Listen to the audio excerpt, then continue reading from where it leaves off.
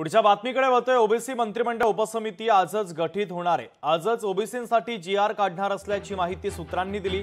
OBC मंत्रिमंडळ उपसमितीला मंजुरी देण्यात आलेली आहे।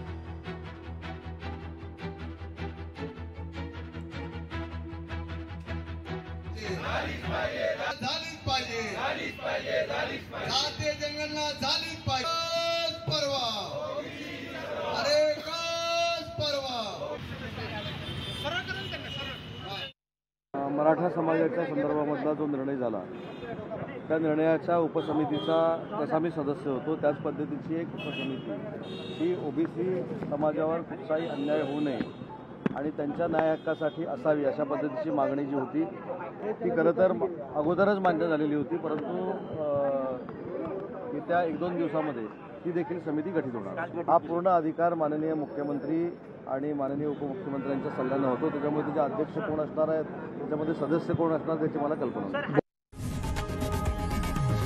लोकशाही मराठी ऐका, पहा, जागरूक रहा।